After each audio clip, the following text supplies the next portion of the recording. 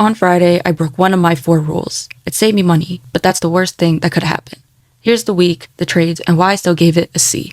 Day 14, $24,830, down $170 since I started. I took my first trades on the account this week after spending last week refining the strategy. The rule streak is 4 days, and that streak reset on Friday.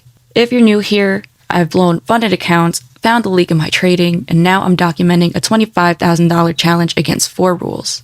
I didn't trade on Monday, Wednesday, or Thursday. A valid 5-bar run pattern never formed on any of those days. So all 3 get an A because I followed my no trade protocol. After 2, no new entries are allowed, and so when it hit 2 p.m., I closed my laptop and was done for the day.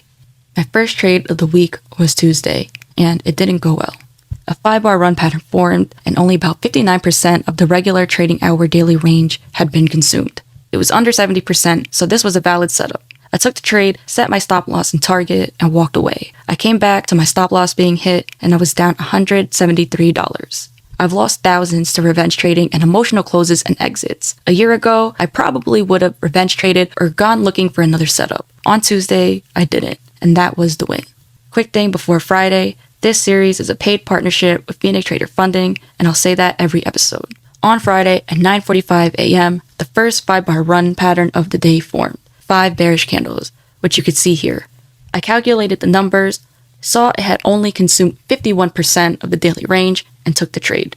I went short 1 contract and set both my target and my stop loss. Then the last candle changed. It closed bearish, then it was a doji, then it was bullish. The 5-bar run pattern wasn't on my screen anymore, and so the setup was invalid. Once I saw this, I closed the position and was up $3.28. I emailed Phoenix Friday with the screenshots before I published this. They replied the same day and asked me for the exact time, the contract month, and the feed so they could reproduce it. So that's where it stands. They're working on it, and I'll update you if that changes. The rest of this is on me. If I had left it alone, it would have gone to my stop loss. Breaking the rule saved me about $170. So for Tuesday's scorecard, I gave myself an A overall. I lost $173. However, I entered on a valid setup, set my target and stop loss, and walked away instead of going on tilt and trying again. For Friday, I gave myself a C. For Rule 1, I got an A. It was my setup and it was valid when I entered it. For Rule 2, it's a C. I had set both my target and my stop loss, but neither were hit.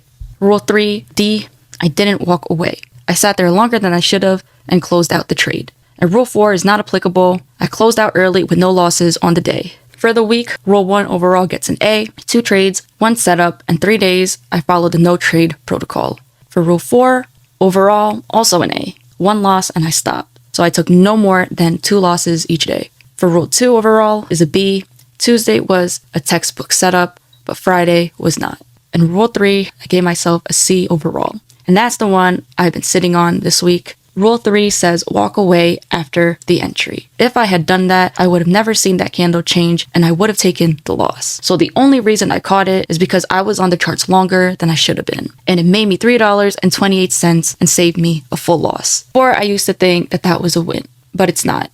That's how the habit that cost me over $2,700 got started. When a bad habit gets you punished, you tend to fix. However, when a bad habit gets you paid, you tend to keep. So overall, my grade for the week is a B. The scorecard says B.